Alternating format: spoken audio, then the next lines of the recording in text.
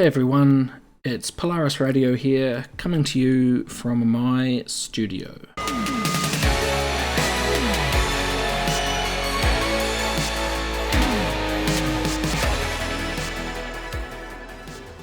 So I know I haven't made too many videos lately, and that's actually something I'm working to change. So to that extent, if you guys have any, techniques or tips or anything you want to know or learn from me, please feel free to ask, comments or email or message or something. And if I think it's something that I can actually provide valuable input on, I'll make a video. So with that in mind, I'm coming to you tonight with kind of a technique that I use a lot, and I thought if you don't already use it, you might find it useful.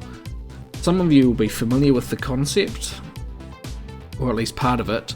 So I think if you've been producing for a while, you'll know what sidechaining is. So getting a signal and having that signal ducked in response to an input. But what I do is an extension of sidechaining, and I call it multiband sidechaining.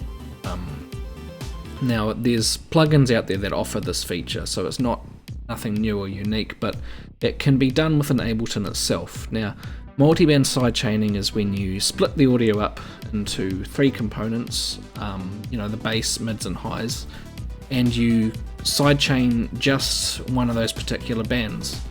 So you can just sidechain the bass frequencies or just sidechain the mids, and so forth. So the reason you'd sidechain in the first place, right, is to make space in your mix. So you'd want the kick to push through the bass, so you'd sidechain the bass to the kick, so the bass dips and the kick come through. But that makes a very obvious effect in the sound as the rest of the bass line gets swallowed up. But the whole purpose of multiband sidechaining is so that only part of the frequency is affected, so the whole sound doesn't duck, so you still get a consistent bass line coming through. Just the actual bass frequencies disappear while the rest of the high end, usually the harmonics, stay in place. And this whole technique can be done very simply in Ableton Live using an audio effect rack. So I'm going to show you how to do that. Okay, so you'll see I've positioned myself down here on top of the Ableton interface. Now, the demo track I'm going to use here sounds like this.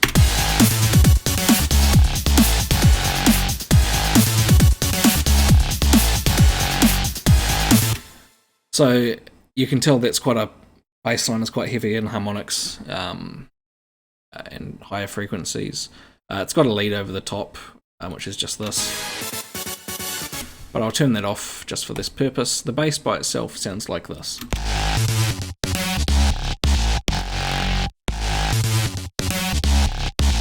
Now, I don't know if you can really tell, but the entire signal is being ducked there by this one compressor. And it's, as I said before, quite an obvious artifact. If I made it more extreme, it's being ducked to the kick, which sounds like this.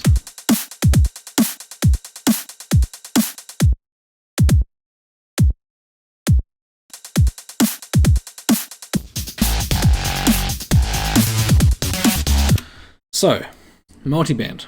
So step one, let's just mute that compressor. So we have the flat signal once again.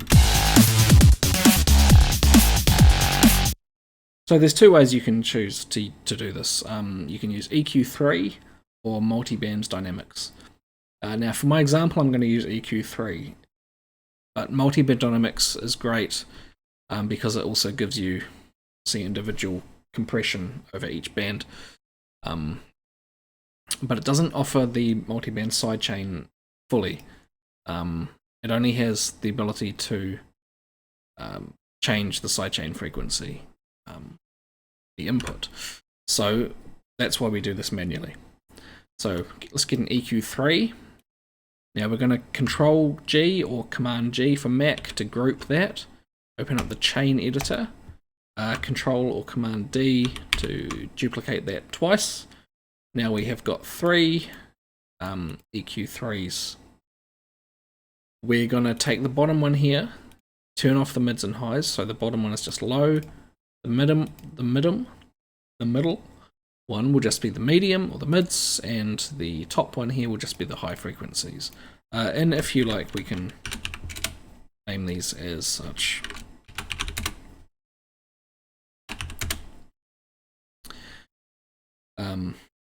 Now all of these are still dictated by the original low and high frequency cutoffs that you've assigned.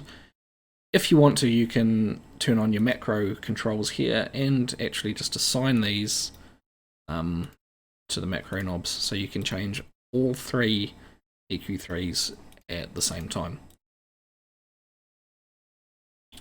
So let's solo our bass and take that down as low as we can, so it's just the bass frequencies.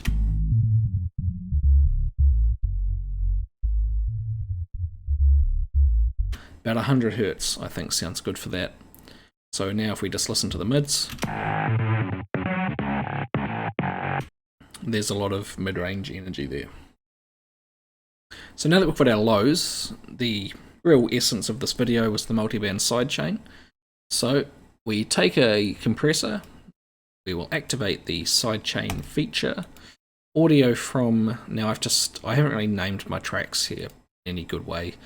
Audio from drum rack, and the audio will be the kick, which is this. I like to flick Ableton's compressor to this mode here, just because I don't like, changing that in these by themselves. I like this because you've got one knob that can change 2 or 3 parameters at once. So let's have a listen.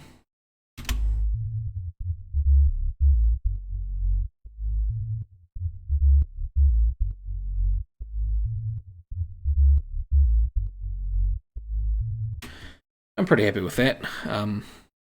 So now just the real low bass is being ducked by the kick instead of the whole signal. So isolate the bass. And with the drums,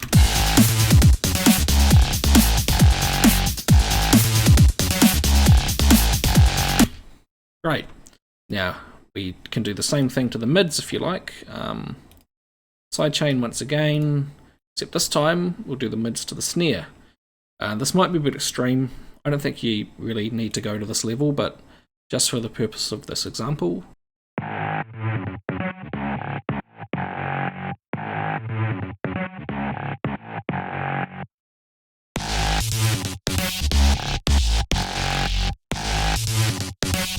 See, it's carving out quite a lot of the frequency now, so I might raise the threshold of that quite a bit. And let's see how that sounds in context.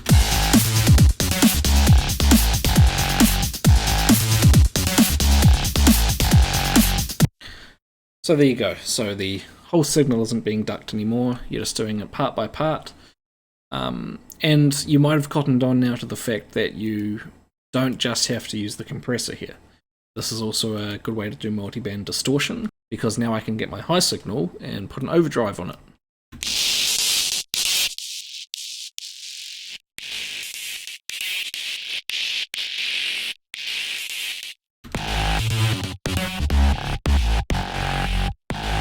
And that really roughens up the highs a bit.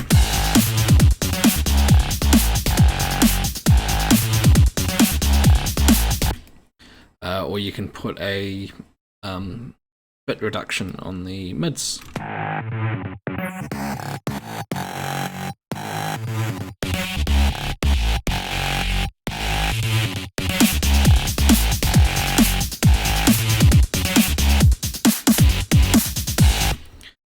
And even better is that now that you've got this all set up as a handy rack in Ableton, you can save it. Save all this multiband EQ3. Easy. Now you can just drag that onto a new track if you ever need to use really quick multiband effects in Ableton. I hope you found that useful. I know some of you may have different ways of doing that. Someone might have an easier way, but that's how I personally do it, and that's how I find it easiest. So if you did get some value out of this, I'm going to say the YouTube thing. Please like and subscribe. to be honest, the more subscribers I get, the more kind of motivated I am to keep going and doing these videos. I'm producing all the time, I'm making more music, and if I ever stumble up on a cool technique, I'd love to share it with you guys. And I'm open to any questions or suggestions as well. Please leave a comment if this helped you, and I'd love to hear what you're working on if it involves this technique. Thank you very much. Have a good night.